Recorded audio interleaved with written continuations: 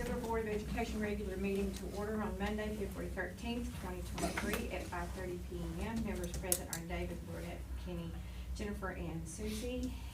And this time we move on to the Pledge of Allegiance and the prayer by Mason Elvis. Attention, salute, pledge. I Pledge allegiance to the flag of the United States of America and to the republic for which it stands, one nation, under God, indivisible, with liberty and justice for all.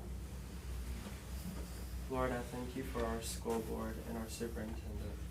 Thank you for our great leaders in our community and our faculty and staff at our schools.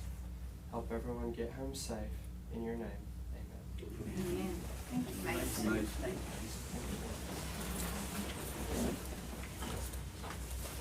Okay, this time we move on to five. Bye. On to approval of minutes from number one, the regular meeting on January 17th, 2023. Number two, the special meeting from January 23rd, 2023. And number three, special meeting number three, special meeting February the 5th, 2023. Make motion to approve minutes from the three previous meetings. Second.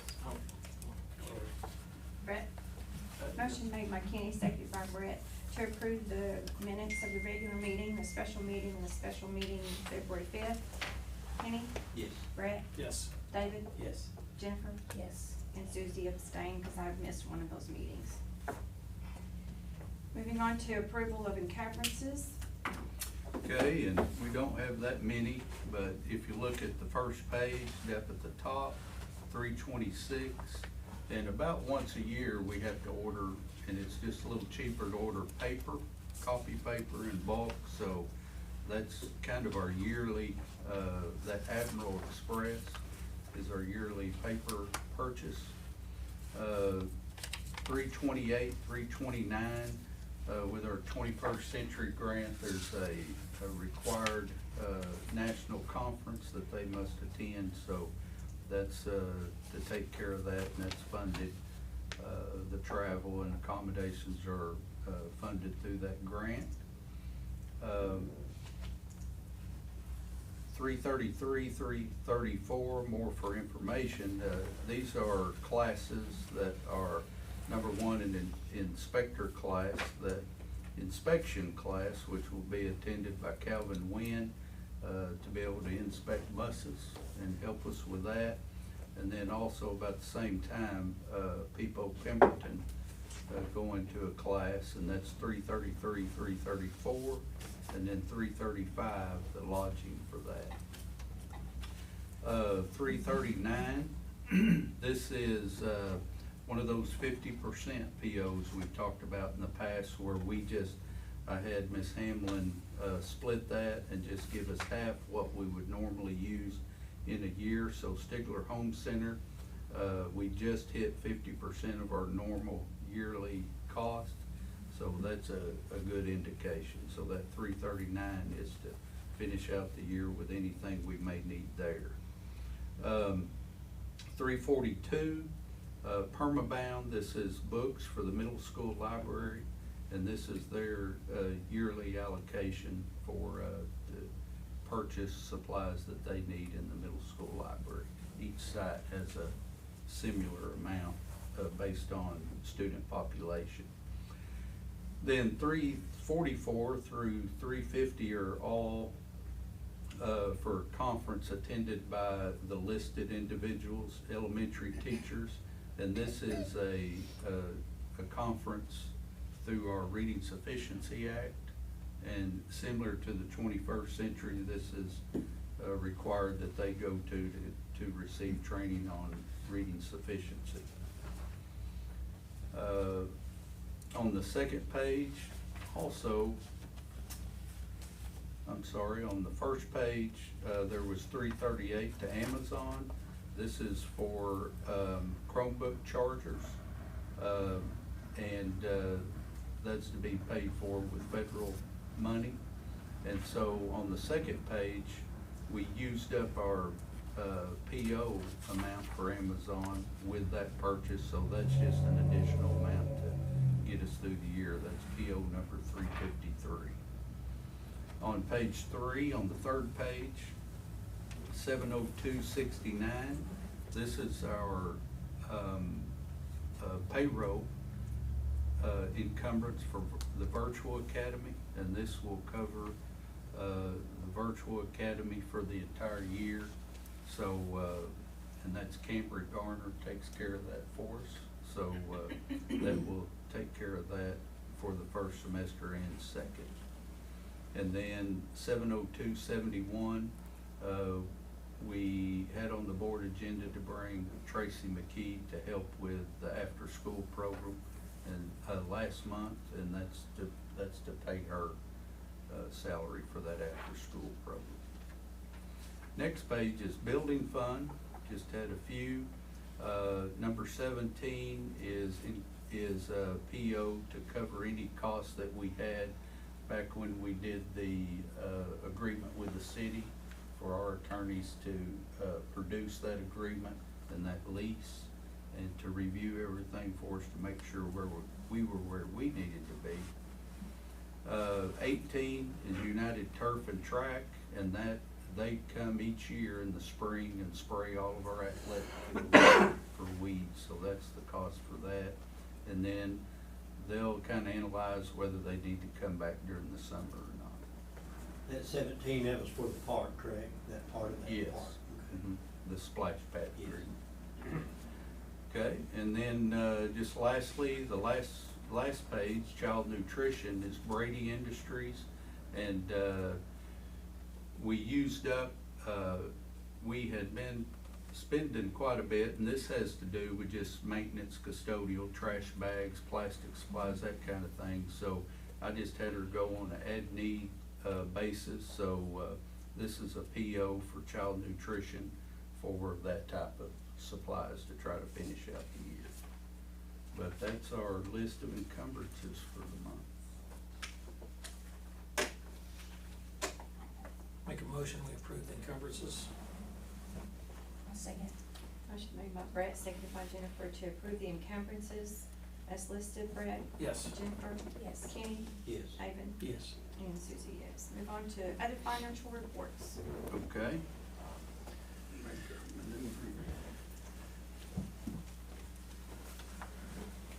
Okay, so we'll look at a little snapshot real quick, and first of all, you kind of see where we progress through the month, and we end the month down here with a balance in our general fund of $2,825,000 as of right now. And then you can notice in the building fund, we started out the month at 1.3. We had receipts at 126,165. Now what this is, I believe, is about 121,000. That was our first receipts from ad valorem for this year. As they start rolling in, those will continue to roll in for the next month to month and a half. And you can, just the same way people pay their taxes, that dwindles throughout the spring. So as we receive those, you'll see it. And then there was about $4,500 to $5,000 in interest. So that brings our building fund balance down here at the bottom. This is kind of where we said, once we start gathering all this money back in, at $1,441,000. And then child nutrition, we've talked about that, still monitoring that. We were talking about it today, trying to hold steady.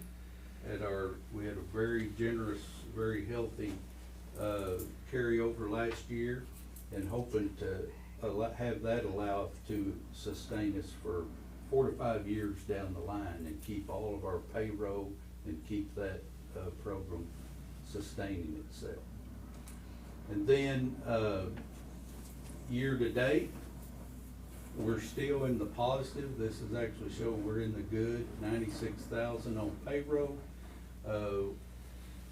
We know our payroll's a little above last year, 709,000 for this last month in January, 701 last year, a difference of $8,400.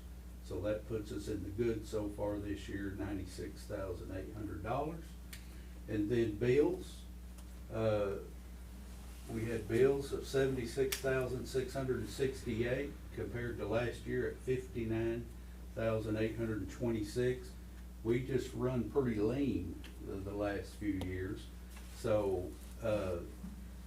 we're over about 16,800. So a total this year in bills over 305, because of a couple of months here. Total with these two together, we're over about 208. We'll see the same thing next month, but we'll start making that up. If you'll notice, March of last year, we paid for the two RAP buses, and then in April and May, we paid for a route bus each one of those months. So we'll start making that up, and we're kind of projecting to come in with just a little bit of positive carryover this year compared to last year. So that's other financials. And I believe Mr. Patton is called, was- so. She go in there to answer. He called once, and maybe not first. Mr. Morgan, I was gonna ask you about our child nutrition, and I know you probably don't know the exact numbers, but on our kids that pay for lunch, or, no, they started paying, some had to pay this. Do we have an outstanding balance, like maybe some kids, they don't pay at all, and there's a number there that? Always. Yeah, is there a relief for that somehow? Do we just write all that off, or how do they do that? I was just curious, or say an individual wants to come and say, it's $20,000 and I just wanna pay every kid's lunch off. Is that? You see that a lot, you see it on Yeah. the news. Yeah. And for instance, and, that would be very welcome, and that's something we're working with Mr. Copeland and, Ms. Simcoe, Mhm. and just to come up with creative ways to, especially on those full pays, Yeah, to be able to start being able to collect more of that, number one, from the families that are charging it. And then, maybe get into if someone wanted to donate to pay 5 kids' bills off or Yeah. whatever. yeah. I mean, to try to keep that self-sustained. That's what I'm saying, that's probably a pretty good hit on that, your bottom line number at the end of the year, I wanna say. Yes, always. Yeah, And it's yeah. always been an epidemic. And, really, the only way, just outside of someone donating or whatever, it's sometimes hard to collect that. Yeah, You know. you just eat it, I guess. Right. I mean, A lot after a of times. while, I mean. A lot of times, yeah. And what does that number end up being? I mean, or ballpark? I would have to just get that information. I'd hate to tell you. Yeah, for sure it changes every month. Right. So, yeah. And it sometimes carries over year Well, to you know, year. is it tens of thousands or a few thousand or is like? Yeah, it's tens of thousands. Okay, this time we move on to the presentation of phone call from Carrie John Patton, CPA, for our fiscal year 22 audit.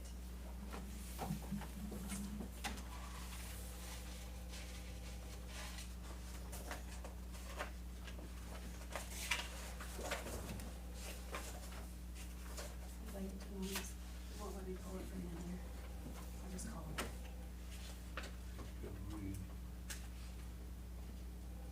Or you're bringing in there.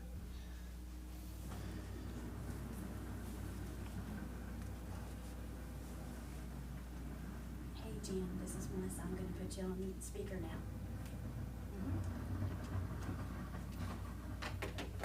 Jane, can you hear us? I can. Can you guys hear me? Can you hear him okay? Everybody hear me okay? Yes. Yes, ma'am. Okay. I didn't get a reply, real plain reply. I just hope you guys can hear me okay, right? I believe we can, yes, ma'am. Okay, super. All right. Well, I'm Jan with Sherry Patton's office, and I'm going to give your exit conference for you tonight. This conference or this audit was as of June 30th, 2022, or 2022, how's that, 2022? So, as we go through this, I'm going to just, kind of briefly describe a lot of information to you. If you have some questions along the way, then you stop and you ask anytime you want to, or wait to the end if you'd like, but I want to answer any questions that you may have. Have you all got a copy of the audit? Yes, ma'am. Okay, great. You can follow along if you want to, or just listen if you want. So, the first thing that we're gonna go over is the independent auditor's report. And this information is pretty important. It gives you, page 1, 2, and 3 of the audit. And it gives you, different opinions that we have, or states our opinions. And it starts out with talking about our opinions and the qualified opinions based on a regulatory basis of accounting. Your school is, works off of a regulatory basis of accounting. That's what the State Department has provided as an option, and that's what you use. And and that's how you get your financial statement. Well, there's a generally accepted accounting principle, and for that principle, we have to give an adverse opinion.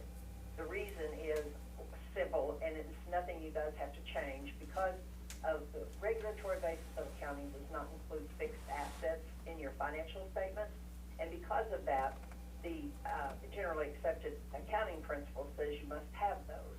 So we just have to state in this audit that you do not, because you're on a regulatory basis, and that's the only reason that you would have an adverse opinion about that. And so nothing, again, that you have to change. It's just the way that things are set up for accounting practices. So we base our opinion, is a qualified opinion on the regulatory basis of accounting, and that's how we sample and look at your financial records. It flips to the next page, there's page 2. It talks some more about the basis for the adverse opinion on the U.S. generally accepted accounting practices, and this just gives you a little more information about that. The responsibilities of management for the financial statements are yours as a district, and your staff does an excellent job at getting everything together for us when we come and do our audit. It encompasses a lot of their time before our time that we're there, and wholly takes care of all their day while we're there, because they have to do a lot of pulling of records and information for us, and they do a great job at that. Our responsibility, once we get all those records, is to see that they're fairly stated, and that we don't see every piece of paper that comes across the desk, only samples of the financial records that we take for our information to determine if statements are fairly stated. And we exercise professional judgment with and maintain our professional skepticism throughout the audit. We identify the risk before we count material misstatements of the financial statement, and whether if it will be due to fraud or error design. But the samples that we take in all various areas of the financial records, and we determine our policies being followed, our procedures being followed, is there a segregation of duty in your staff? And so we get an understanding about how your office is set up and how you go about getting those financial records posted from the day money comes in and expenditures go out. All of that is a part of that, and we evaluate all of that along the way. So with all of that being said, if we had an adverse opinion other than what we talked about fixed assets, we would state it in this letter to begin with, and we did not have an adverse opinion based on the regulatory basis of accounting. And so we did not have any, just the qualified opinion is what we stated for the regulatory basis. If you'll flip over to page 4, we'll start with some schedules that kind of give you a little more view of the money that you have.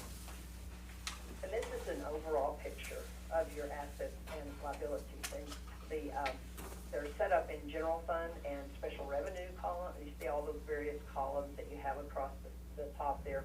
Special revenue encompasses building fund and child nutrition, and we'll go over those in a minute individually. Debt service, trusted agency is the activity account, general long-term debt. So the general fund starts out with your cash. You go down that column there, you'll see outstanding warrants against the cash, and then you see the total fund balance next to the bottom. And that goes all the way across on all of those different categories of funds.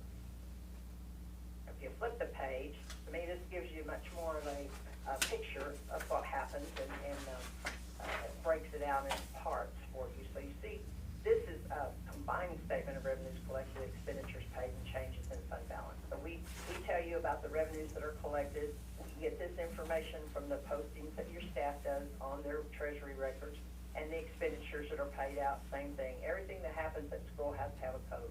So they spend a lot of their time in school coding and coding and coding. So that you can see how much money goes in and out of the various funds, how much revenue comes in. That this schedule tells you that. If you look at the bottom of the page, beginning of the year and the end of the year, you see that you did grow some in general fund by the end of the year, and also in your building and child nutrition fund. We'll see which one of those, if both of them do or just one. Your debt service, it went up just a little bit, but it looks like it got a little revenue, probably some interest in there, then a total column. If you flip to page 6, this is an original, final, and actual budget schedule for you. And again, we're talking about the revenues that are collected and expenditures paid out. The original budget column is what we set up for you at the beginning of the year with the estimate of needs.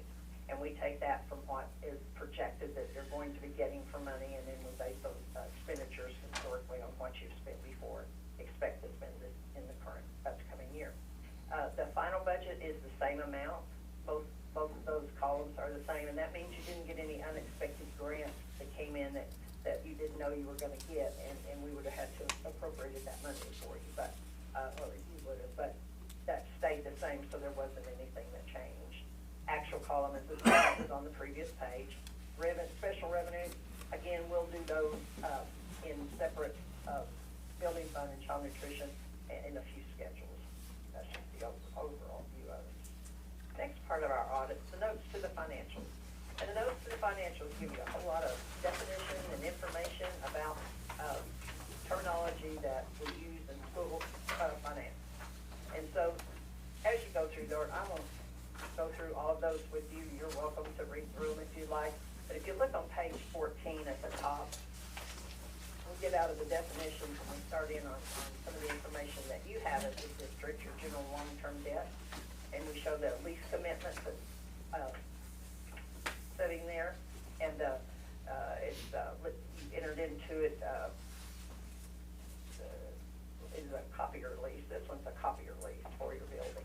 And so these lease purchases, these are approved every year by you as a board. You see that you have 2 years left on this copier lease to complete it. You've got principal and interest on both of those in the total.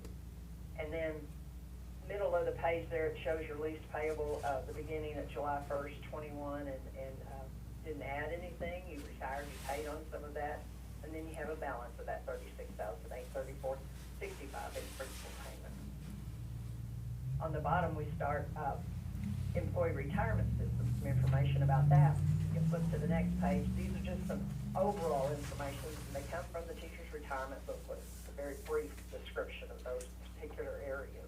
About the middle of the page, you see your annual pension cost, and that's the district's total contribution. We give you 3 years there so you can see how much they change in 3 years.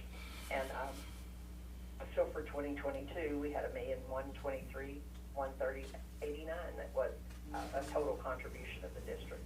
And we can tell you, and then we list the other 2 years. We tell you what the total payroll is for the fiscal year, $6,782,602.56. Litigation, short paragraph. We like that because that says there's nothing that the school was financially responsible for and that could bear a problem on your financial records. So we would tell you that in there if that were the case.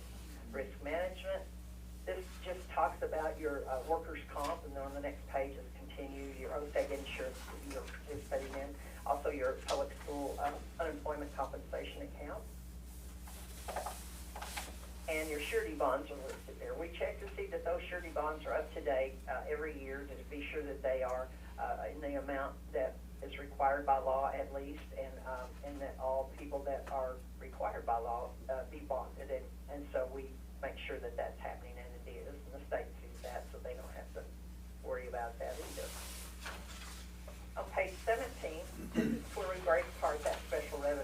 Building fund, child nutrition fund, you see your cash in both of those, outstanding warrant against that cash, and then your balance balance at the end of the year is next to the bottom amount. That building fund had $1,020,191.04, and child nutrition had $301,428.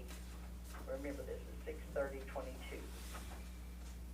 If you flip the page, that's page 18, and this is the schedule that gives you a little more information about both those funds. It tells you the revenues that are collected in all the areas and expenditures that are paid out. And at the bottom, you see the beginning of the year and the end of the year. So we gained in both building fund and child nutrition throughout last year. The next page 19, this is your agency fund page that shows your activity count as a whole and your gift fund as a whole. And we'll break those activity funds down on another schedule a little bit later. So you see what your next to the total fund balance is your balance for the year for each of those. Page 20 talks about the gifts endowment fund, and it's your interest and donation that was taken, and then expenditures that went out to your beginning of the year and the end of the year stated there. You grew a little bit in your gift and endowment fund. Some supplemental information. This is that building fund, original, final, and actual column that we saw earlier as a whole, and looks like it needs a little expansion of that one column there. Yours is like mine, it has number signs all over it. But you see the, excuse me, the original and final budget are the same, so nothing happened that you needed extra allocations provided. And then your actual column was what we just saw in the earlier schedule. Child nutrition is the same, your original, final, and actual column. Original and actual stayed the same, and so there wasn't any unexpected revenues coming in. And then that actual is the same amount we saw earlier. So it just breaks it apart for you as to how it was set up as a budget and how it ended up as actual amount. Next page, 2 pages actually, is what we call the CFO, the Schedule of Federal Awards Expended. And this particular page has a lot of programs. You can see there are numerous ones listed. All these programs have very stringent requirements as to how they operate, what they can be spent on, and then the procedures of how to spend and how to retrieve money back to the school. Most all of these are you spend the money first and you get the reimbursement after, because you have to make a claim. And so as you look there, you see, like I said, numerous titles, and your staff does an outstanding job keeping up with these. All of them have to be dealt with individually, and they have to make claims on either monthly or quarterly or however often they make them. And then they need to make sure that that money's come back to your school, because it's your money. You just used it a little while to purchase these. And they purchase a lot of good things for the kids and your school, and you provide a lot of extra things because of these programs. You see those items that have stars or asterisks beside them. Those are your major programs. Because you are a single audit, we have to choose major programs, and we look at those in a little different manner. And if you look at those, the column balance of July 1st, 2021, you see some parentheses, and that's okay. It doesn't mean you're in the red. It just means you had a claim outstanding that you hadn't gotten paid on as of June 30th of the previous year. The same premise on the far side, right column, as you had some outstanding claims as of June 30, 2022, and you were expecting that to come in, and it does in the early part of the year. So as you flip the page there. So on that one, that's just what we've claimed, that's not gonna include what we're still eligible for? That's right, that's Okay. right. These are, basically those columns tell you, like the first one tells you what's outstanding as of last year at June and what was due to come in. Those receipts are the money you've received, and those expenditures are your actual expenditures that come out of those programs. And then your balance is just the claims that haven't hit back to the district yet. Thank you. Okay. And then on page 24, we continue on with your child nutrition information. And also on that page before, you can review what your ESSER monies were. The ESSER, all the schools have been, had a lot more money to spend this last couple of years because of these COVID programs, and they're still working on that. A lot of requirements on those, especially having to get approval for a lot of things that you do up front. And so on 24, you see, if you look at the bottom of the expenditure column, you see that you spent $3,227,396.41 of the extra money for your school, for extra things for you to have for improvement and to help with your kids in their learning process. look at the next page, 25, this is the notes to the schedule of the federal expenditures and federal awards. And we basically talk about the accounting policies that we use, and the rest is really doesn't, or if you don't elect to do the 10% de minimis cost rate, we don't have any non-monetary assistance that's reported, and no loans and guarantees, and those are just topics we have to put in there for governmental reasons. The next part is page 26 and 27, and this is your activity account that we talked about that we were going to be reviewing, and these are your individual funds that you agreed upon at the first of the year. You approve all of these funds, and you approve fundraisers for these sub-accounts, and you agree the reason they're having the fundraisers, what they're going to do with the money, how much they expect to earn. And so we list information for you for the balance coming into the year, the deposits that are made throughout the year, transfers and adjustments, disbursements, and then the balance at the end of 6/30/22. There's 2 pages worth there, so they have a lot of activities, a lot of activity accounts, and your staff can tell you for sure that they're very busy with these because they're always turning in money, and your staff's always having to work with them to make sure they're doing it the right way in a timely manner, because that's very important. It's just when you're dealing with cash and extra people, it certainly adds to the pressure of making sure everybody's doing it the right way. Page 28 and 29, this is an independent auditor's report on internal controls over financial reporting and compliance and other matters based on the audit of the financial statements performed in accordance with the governmental auditing standards. And what this does is tell you a little bit about the audit, our internal controls over financial reporting. We plan and perform our audit of the financial statements, and we consider your internal controls over reporting. We want to know who does what in your office, and is segregation of duties present, as I mentioned earlier. When that doesn't happen, and we see that is the case, then we have to start telling you about the deficiencies that happen at your school. But that's not the case here. We didn't find that. We do look at it every year. That's part of our sampling and testing that we do, is determine about your internal control. That's very, very important. And we also, on the next page, talk about compliance and other matters, and part of our obtaining reasonable assurance about your financial statements and that they were free of material statements, that we perform tests on compliance, and that has to do with the way you set your programs up and your procedures, if you're following your procedures. That it helps us base our opinion on what we put. And what's the definition of a material misstatement? Well, it depends. It has to do with your whole amount of financial assets, basically your balances. It's based on that. We base it and tell. It's kind of a formula that's used to help us to understand what a material misstatement would be. You know, and like if we see a mistake or something, if it's $2 or $3, you know, that's not material to your overall financial records. That's not going to skew that. So there's just a kind of a format that we go through to base what materiality is for each school, because it's all different. Is it like, and I'm trying to, records. I asked this question last year, I can't remember what the answer was. Is it like 1% of, or 1%? Well, I'm not even gonna tell you I know right off the top of my head, because I haven't looked at that lately. But as we go to each school, I believe it really is different for every part of your audit. The federal programs have different types of materiality, and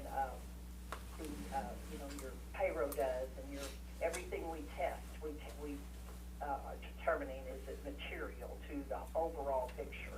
So I just can't give you a definite overall percentage, because it isn't just 1% for you just don't take it for the overall percent. You take it for individual things that you're basing your opinion on. Yeah, again, I was just always curious of the magnitude. You know, I don't know if it's $20 or $20,000 or $2 million. It's usually pretty large, just depending on your school. You know, for $20 is not going to be material unless, I guess you could scroll down and say, well, if it's a bill for $120 might be material. But, you know, usually you're looking at bigger things and you determine, you know, is this mistake material? And so, you know, if we feel like it is and we can show that the amount is material from our calculations, then that's what we call it, is a material misstatement. Because it will affect your financial records if it's that big of a mistake. Does that help? Kinda. Kind of sorry. We can, I can have Terry give you guys a call, and he's pretty, he can tell you real quick about it, and I don't, it might help if you'd like for that to happen. That's okay, I can get it later. Okay, well, I'd be glad to help you anytime with it, and I know Terry'd be glad to visit with you about it, so you just let us know if you want more information. Okay. On top of page 29, we've got one comment in here, and it's on page 35, and that just states it there. On page 30, this particular letter is independent auditor's report over compliance for each major program and internal control over compliance required by the uniform guidance. Uniform guidance is our overall guidance of everything we do in our audits, and more especially single audits. And so we give an opinion on each federal major program. At the basis of the opinion on each federal major program, they are looked at individually according to the compliance requirements that they have set up, that the government sets up for them. They have about 12 that they all you choose from and pick what you're testing. And so you base those opinions based on are you in compliance with those particular requirements. And so then, so the responsibility is really the responsibility of your staff, because they're the ones that spend the money to start with, whether it be, you know, it's not necessarily teachers, but the people that's over those grants, you know, they have to make sure that they're in compliance and that their budget's being followed, and that budget was written with compliance in general being followed. Usually those have to be approved by entities that approve your budgets, and then you as the board approve them also, so it all has to do with compliance. On top of page 31, we talk about our responsibilities of the audit of compliance, and of course, our sampling is very important to detect material or non-compliance exists. And again, if it's material, if it's often, if we see something that's happening all the time, we know it's a problem rather than just a mistake. And so, you know, that's how we look at our samples with that in mind also. So it tells you a little bit about, you know, our understanding of the schools and identify risk of material non-compliance. And then we report over there internal controls over compliance. That's part of our responsibility. If there were problems, we would be talking to you about it in this letter. And all of them would have the issues if there were problems. We talk about it. On page 33, this is the schedule of findings and question costs. And as you read through there, you'll see it says there is no audit findings of deficiency in internal control and no instances of non-compliance material to the financial statement of Stigler School. And no audit findings reported deficiency in internal controls over major programs, and the auditor's report on compliance of major federal awards for the school expresses an unmodified opinion. No audit findings relative to the major federal programs of your school, and it lists your federal programs that are major, and also your threshold, $750,000. That's what puts you over the top for a single audit. You're not qualified as a low-risk auditee only because you don't have a fixed asset in your general financial records. So, on page 34, summary of prior year audit findings. There are no prior year audit findings to reveal, so we didn't ever need that repeated. On page 35, at the top, we have one condition, and it's a review of the activity fund expenditures. And there's a few things that we just wanted to bring to mind. We talked to your staff when we're there. I know these are hard to correct, but they worked really hard at trying to do so. The first one was a purchase order, and it gives the number. It was reimbursed for supplies. Some of the supporting invoices from Amazon reflected not yet shipped, but on the face of the invoice, which means that you don't have it if it hasn't been shipped and it was paid. So that was a flag for us. Purchase order 9014 was a reimbursement for supplies, several receipts and invoices supporting the reimbursement were not properly itemized, nor was there explanation as to the expenditure's purpose. That's important to us. Itemizing is very important because we want to know what it is we're looking at, what it is that was bought, and why it was bought. Yeah, another purchase order was supported by receipts and tickets, a few of which were legible. That's also really important. We want to be able to read that, and then sometimes it's not easy to base a judgment on something you can't tell what's saying. So our recommendations, all expenditures of activity monies should be only made pursuant to the itemized receipts, tickets, invoices clearly reflecting that the goods or services being purchased have been received by the appropriate activity fund sponsors. Supporting receipts and tickets must be legible as to items being purchased and amount on them. You have any questions about that? Did these get resolved? Well, and I've got copies of that to show the board members after we get through here. Okay. Okay, It's okay, three that's a different- good idea. Three different Three different POs, Right. three different people, three different activity funds, or were they all I the? think there were, By that, I don't know, because I don't have all the work papers in front of me, I'm just looking at the, Yeah. I mean, you'll be able to tell when you look at those purchase orders, if, you know, one Okay. club that's doing it, or Mhm. or one sponsor that's writing it, Okay. and I have handouts for the board members on that after we Okay. complete this. okay, good, that helps. And, any other questions? I'm sorry I wasn't able to address that materiality as, clear as I'd like to, but it's kind of hard to explain, because it's not just an overall percentage, but. Anything else? I think we're good. Okay, I think you have a paper to sign that gives back to us, for us to be able to, send that to the powers that be, the State Department and, so forth, and the auditor's office. And, if you think of some other questions, that you want some answers from, just, let your superintendent know. He can give us a call, and we'll be happy to get back with you on the explanation of those. We appreciate getting to be your auditors and doing your estimate of needs. Your staff is, again, over and above, they do an excellent job at making sure that we get their undivided attention, and when we have questions, they try their best to answer and get the answers for us. So we appreciate it. You guys do a good job down there, and have a big responsibility.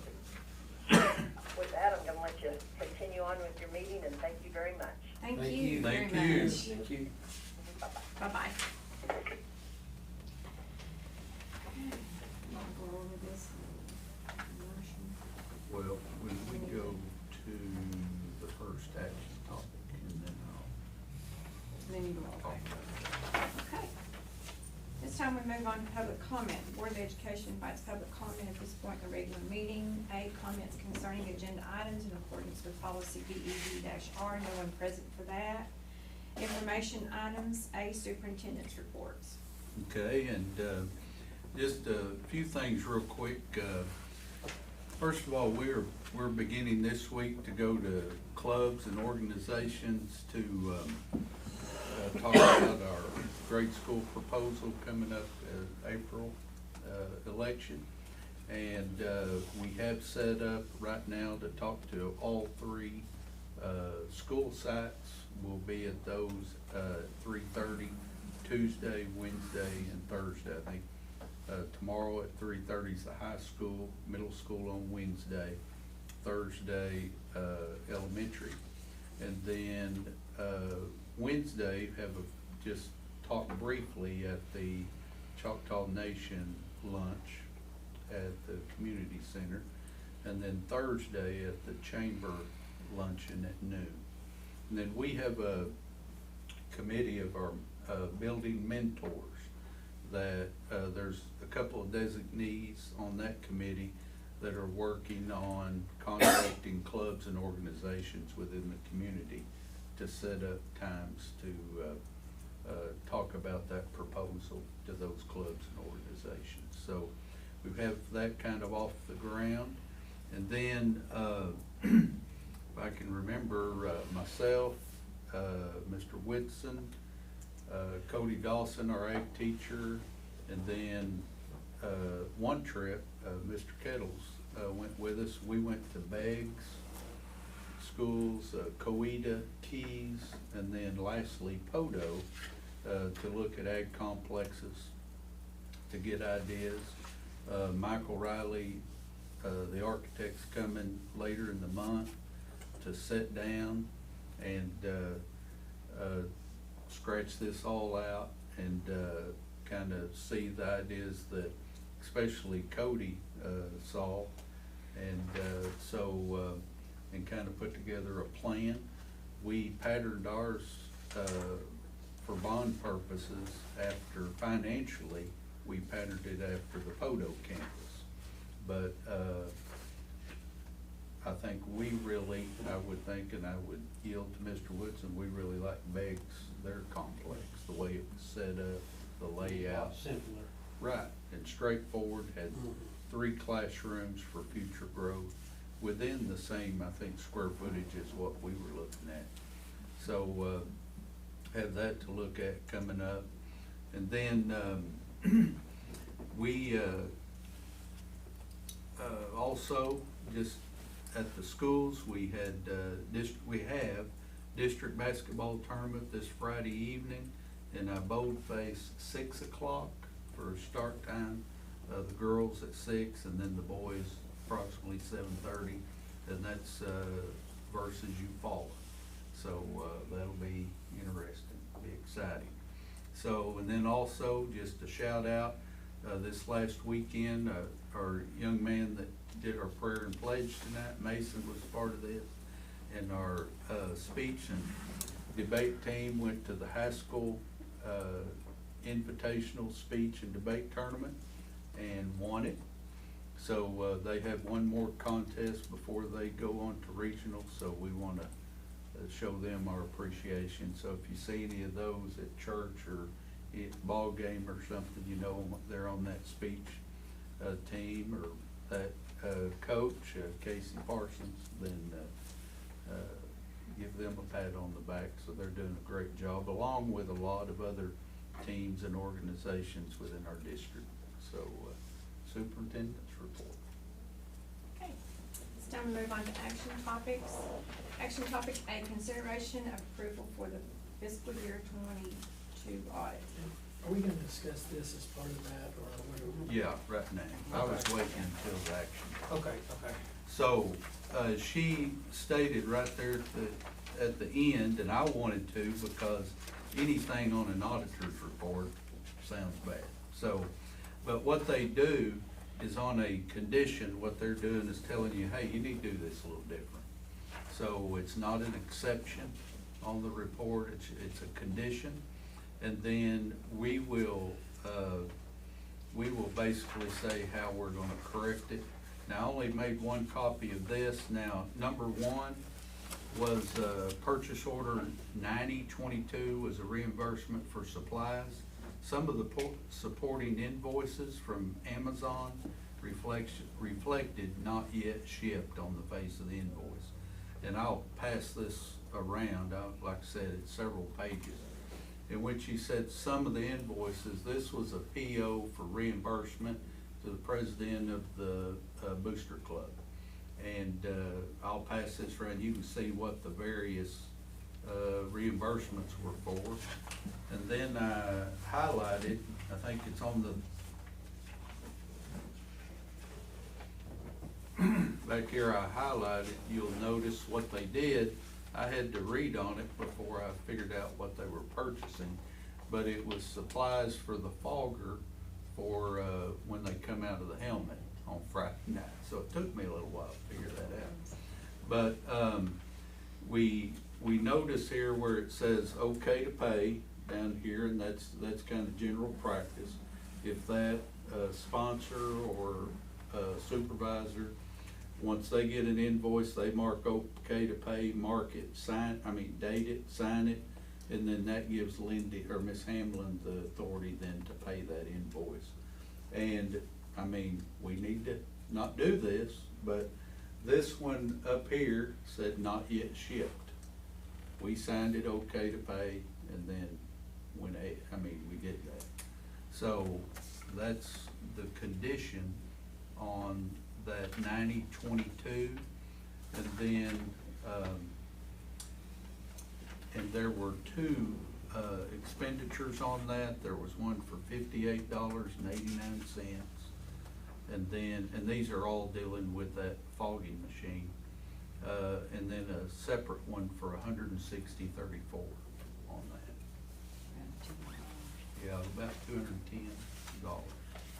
Did they ever get that? That's what. Or did- Yes, they got it. They They did. eventually Right. received it, correct? Yes, Okay. yes. So then the second one, purchase order 9014, was a reimbursement for supplies. Several receipts, invoices supported the reimbursement, were not properly itemized, nor was there an explanation as the expenditure's purpose. That was also a booster club expenditure, and what that was for was flowers for senior night, for football. You remember on typically on our last home game, senior night, and they give flowers usually to the moms. And I've got the receipt highlighted on here, and it's to Stigler Flower Box. And on the receipt, it says 2 deliveries. And those 2 deliveries for those flowers for senior night was $108 with, I guess it's a delivery fee for $6. So it's a total of $114. It shows that on here. So instead of saying 20 red roses, it says 2 deliveries. And that was the receipt they turned in for that. Once again, mistake on our part. Could they have handwritten that on there? No, It it had would to have be to be printed on printed the on the receipt, receipt. because then who Yeah. knows who printed it on there. But that's $114 on that receipt. And then number 3, purchase order 9028 was supported by receipts or tickets, a few which were not legible. And I will say this, I think I looked at the original receipt, it was better than this, but once you copied that unlegible receipt, then it's really hard to. But I could tell on the original, the price.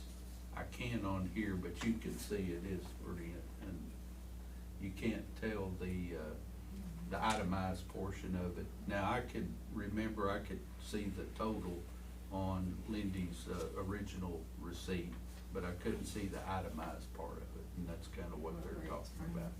Correct, and it's from Walmart, Oh, okay. but we took it, we just have to remedy that if, I Is guess. that one Booster Club too, or? That one's gonna be, that was gonna be concession, I believe, cause it's signed by Amy Eckel, so I'm assuming she does our football concessions. And that would fall under the guys at Booster Club. So,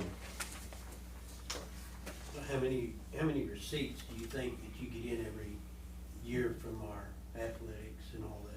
that's a harder question than how much Thousands? outstanding child. So you had Yeah, 3 that were, thousands. you had 3 that were Right. out of 1,000. Right, but I That's wanted horrible. to, full disclosure, we Yeah, wanted to yeah, talk yeah. about that. $500. Thermal paper and it kinda, sometimes it's hard to, Yeah. especially if you get carried very But I fast. guess Lindy now, she will not, or Ms. Hammond will not Right. go through, when she sees these come in, she knows what to look for. Yeah, and And she's send just them like back, yeah. anybody here, when they make that statement on, Mhm. okay, now I'm watching for that Yeah. closer. Mhm. So, yeah, and they do a great job, and, like I say, thousands, and, we don't wanna mess up on 3, but Yes, yeah. that's what they were. So we recommend we accept our audit. Make a motion to approve the fiscal year 22 audit. I'll second. Motion made by Kenny, seconded by David to approve the fiscal year 22 audit. Kenny? Yes. David? Yes. Brett? Yes. Jennifer? Yes. And Susie, yes. It's time to move on to action topic B, consideration of the revision of the 22-23 school calendar. Okay, and this, if you look on January and February on that calendar, the green, for the most part, that, the 16th, that green one, we were already out for Martin Luther King Jr. Day. That's a virtual day. If you look at the 25th, that's that first snow that we got here. We had to take out of school. And then the following week, Monday through Thursday, we took virtual. Friday was gonna be very iffy. And we went out about noon. We went out again right before sundown. And we were getting some rain. It was really iffy. But to not take a chance, what we did was say we can try to have a hectic day tomorrow, or we can take a snow day. We have a snow day built in on the 21st of April. So what we did is take a snow day instead of going on that Friday at the end of the week, and it's gonna be nasty, we'll just go on April 21st. So, but anytime we change the calendar, we need to take an amended calendar to the board for approval, and then we submit that to the State Department. Make a motion, we approve the revised 2022-23 school calendar. I'll second. Motion made by Brett, seconded by David to accept the revision of the 22-23 school calendar. Brett? Yes. David? Yes. Kenny? Yes. Jennifer? Yes. And Susie, yes. Action topic C, consideration of the school calendar for the 23-24 school year. Okay, and after conversation and consideration, what we've changed as compared to the last couple of years is it's time to move the starting date. We moved it back a week because it just keeps creeping up on us. So that start date for teachers would be the 7th of August, the students on the 10th. And then, of course, the date to end would move back a week also. So instead of like this year would be a corresponding date, the 3rd of May, we'd move that back to the 10th. And then when we looked at spring break, our corresponding date for next year would have been the 11th through the 15th, but Comiskey Tech, they used to correspond there, like Stigler campus would correspond with their local schools, but now they do a Comiskey Tech calendar for the whole district. So they have set the 18th through the 22nd as spring break, and we just felt like we need to kind of stay in line with that, or it'd be very confusing and not real productive during those couple of weeks. This year, Easter is on the 31st of March next year, and our leadership team felt like the corresponding date would have been the 29th, Good Friday, to be out, and that's the Friday after we get back from spring break. So we moved that down to the 12th. And that still gives us a couple of snow days built in. And we can see the last couple of years, we've had a trend where that comes in handy. So that, we're setting that calendar forward.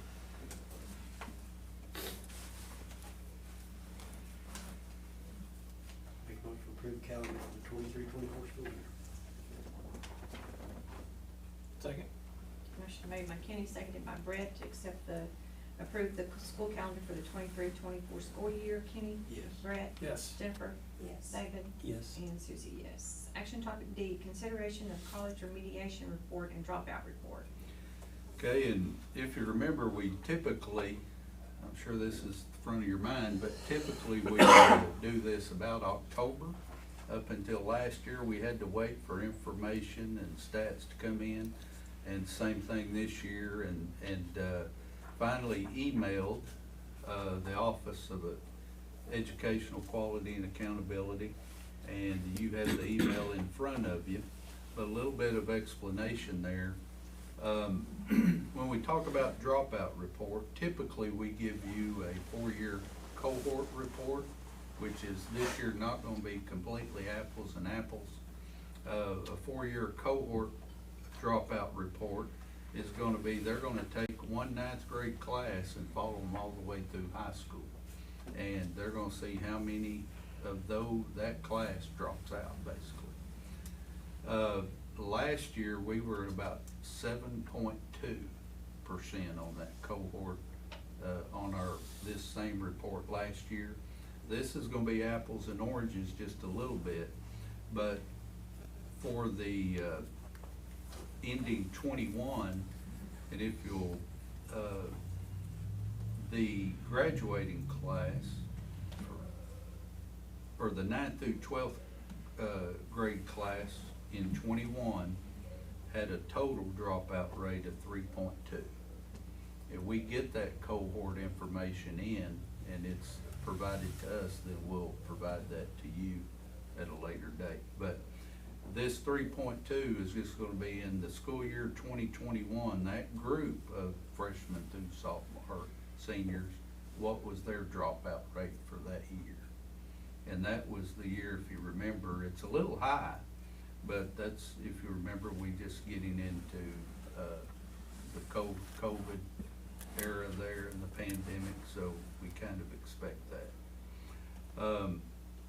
I want to really point out, if you notice on that report, the other part is our college remediation report, which how many of our college freshmen that graduate from Stigler High School are required to take at least one remediation course in college. And we've had this conversation about what can we do to improve that. I want to point this out. This was some information I looked up and wrote on my copy of this email. He said, this Jerry Shea from the Office of Educational Quality and Accountability stated that our college remediation rate for 18 through 20, which would be what the reporting years we have for tonight, would be 29.4%. 4 years ago, our remediation rate was 46.8%. The year after that, and I think this is just extraordinary, the year after that, it was 38.3. The year after that, it was 32.4. This time, it's 29.4. So that's something. And to put your finger on, okay, why is that? We've had a lot of those questions tonight. So, but it's something that when I look at that and discovered, I'm proud of, because that's telling me that. And I looked also, well, do we have a lot more kids that are going vocational or what? But the college attendance rate was pretty stable within that time. So whatever we're doing, everything that we're doing to educate kids, we need to keep doing it because it's getting better. So On the dropout report, I talked to you about this a little bit earlier, and of course, obviously, you hate to have, any, you want that to be zero, but that's probably not reasonable. But I was curious how we compare to other schools of our sort of similar size. So I don't know how else to benchmark that. Obviously, you're disappointed, you don't want any, but I just, do we have that number, or do we have a comparison? if they didn't have the number on this, but if you look back at the cohort report, which is what we have gotten the last several years, we will generally fall just at or a little above the state average overall. But that report will also give us our community group, which will be schools our size, our same demographics, and we'll usually be better than that group. So if you pile us in with the Edmonds and the Bixby's and those suburban schools, which are gonna pile in a lot of numbers, we usually are just right at them or a little below, or our dropout rate would be a little higher. If you put us in with schools our size and our demographics, every year we've tended to do better than those schools. So we're not way out of bounds then, basically, No. is where I'm trying to get to. No. And like you said, you always wanna be at zero. Yeah. It's just-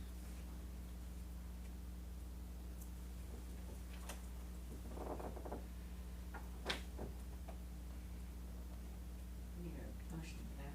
So I make a motion, we approve the college remediation and dropout reports as presented. I'll second. Motion made by Brett, seconded by Jennifer to, accept the college remediation report and dropout report, as presented. Brett? Yes. Jennifer? Yes. Kenny? Yes. David? Yes. And Susie, yes. Action topic E, consideration of contracting with Employer Administration Services Incorporated, EAS, as our third-party administrator for the 403B program compliance services, effective April 1st, 2023. And right now, we're with, Voya Plan with Ease, and, but this agency, we would like to go with a subsidiary of GWN, and GWN's, spokesperson out of Edmond that deals a lot with our people, is Richie Collins. And, Richie, probably since the mid-2000s has had a very high presence here in our district. He's built relationships with our employees, and he is our single provider for 457 plans. And that's what most new employees that do an annuity, they do a 457. This is dealing with 403Bs, and most of those are holdover plans. And these have a third-party provider that if someone comes in and they want to take out a loan against their 403, or they want to take out a distribution, or they want to do contributions to that plan, then that goes before this third-party administrator, and they make sure we're within the guidelines, and they're not going to get in trouble, you know, with taxes or whatever. Provides that service and counseling in order to administrate those plans. So these programs are all about retirements, pension. It's dealing with our 403B plans that we have. Is that what that is though? I don't know Yes, if we're gonna have any yes. idea. Okay. And it was at ING before, who was it? It was Voya. Voya. At one time, we did a lot of business with ING, Yeah, I thought so. but the representative that serviced those just kind of faded away. So more people over the years began to trust Richie and Mr. Collins and started going with him. Plus, a lot of them started going to the 457 plan that he's our So single we're changing provider. from Voya to EAS. Correct. Motion to contract with Employee Administration Services, EAS, as our third-party administrator for the 403B program compliance services effective April the 1st, 2023. I'll second. Motion made by Kenny, seconded by David to contract with Employer Administration Services, EAS, as our third-party administrator for the 403B program compliance services, effective April 1st, 2023. Kenny? Yes. David? Yes. Brett? Yes. Jennifer? Yes. And Susie, yes. Action topic F, consideration of investment proposals. Okay, and we're gonna propose that this, right now, we're ending a 6-month term with $750,000 in a CD. This should become pretty much routine, but we're gonna propose $500,000 at this time because we're gonna have a big payroll in May, so that allows us a little bit of cushion. We pay out payroll in May for 3 months, so we need a little more cash on hand. So, but if you look at the bids, got a bid from Central National Bank at 3.95, a bid at Farmers for 4.95. And then First National Bank 2.5. So we're recommending, and right now we're with Farmers, and we're recommending to stay with Farmers at 4.95 with 500,000. So I'll make a motion, we approve Farmer State Bank for $500,000 CD at 4.95% for 6 months. Second. Motion made by Brett, seconded by Kenny to, stay with Farmer State Bank for our investment, for 6 month CD at 4.95 for $500,000. Brett, Yes. Kenny, Yes. David, Yes. Jennifer, Yes. and Susie, yes. This time we move on to an executive session. A, proposed executive session to discuss and act upon the following business pursuant to 25 Oklahoma Statute 307B1 of the Open Meeting Act. Number one, discussion of the continued employment of administrative personnel for the 23-24 school year. Tony Gilmore, high school principal. Matt Jones, middle school principal. Melanie Garman, grade school principal. Number two, discussion of resignation of Alicia Monks, special ed teacher assistant, effective February 9th, 2023. Number three, discussion of resignation of Virginia Carey, kindergarten teacher assistant, effective end of 22-23 school year. Number four, discussion of transferring Jennifer Jackson to the position of grade school secretary for the remainder of the 22-23 school year. Number five, discussion to employ a grade school special education teacher assistant for the remainder of the 22-23 school year. And number six, discussion to employ Brooke Allstat as additional personnel for the 21st Century After School Program. Make a motion to convene executive session. Motion made by Kenny, seconded by Jennifer at 6:42 PM to convene an executive session. Kenny? Yes. Jennifer? Yes. Brett? Yes. David? Yes. And Susie, yes. Okay. And my bell's on. Kenny and then who? David. David. Motion made by Kenny, seconded by David at 7:10 PM to return the board to open session. Members present during executive session were Superintendent David Morgan and Assistant Superintendent Tom Kettles. Members David Huggins, Brett Orm, Kenny Whitson, Jennifer Turner, and Susan White were also present. Discussion of continued employment of administrative personnel for the 23-24 school year. Tony Gilmore, high school principal. Matt Jones, middle school principal. Melanie Garman, grade school principal. Discussion of resignation of Alicia Monks and Virginia Carey. Transferring Jennifer Jackson to the position of grade school secretary for the remainder of the 22-23 school year. Discussion to employ a grade school special education teacher assistant for the remainder of the 22-23 school year. And discussion to employ Brooke Allstat as additional personnel for the 21st Century After School Program. No motions nor votes were taken. Okay. I'll make a motion, we continue the employment of Tony Gilmore, high school principal, Matt Jones, middle school principal, and Melanie Garman, grade school principal. Second. Motion made by Brett, seconded by Jennifer, to continue the employment of Tony Gilmore, high school principal, Matt Jones, middle school principal, Melanie Garman, grade school principal. Brett, Yes. Jennifer, Yes. Kenny, Yes. David, Yes. and Susie, yes. I make a motion that we accept the resignation of Alicia Monks, special ed teacher assistant, effective February 9th. And can I do the next one? And I make a motion that we accept the resignation of Virginia Carey, kindergarten teacher assistant, effective end of 2022-23 school year. Second. Motion made by Jennifer, seconded by Kenny to accept the resignation of Alicia Monk, special education teacher assistant, effective February 9th, 2023, and the resignation of Virginia Carey, kindergarten teacher assistant, effective end of 22-23 school year. Jennifer, Yes. Kenny, Yes. David, Yes. Brett, Yes. and Susie, yes. Motion to approve transferring Jennifer Jackson to the position of grade school secretary for the remainder of the 22-23 school year. Second. Oh, Brett. Motion made by David, seconded by Brett to transfer Jennifer Jackson to the position of grade school secretary for the remainder of the 22-23 school year. David, Yes. Brett, Yes. Kenny, Yes. Jennifer, Yes. and Susie, yes.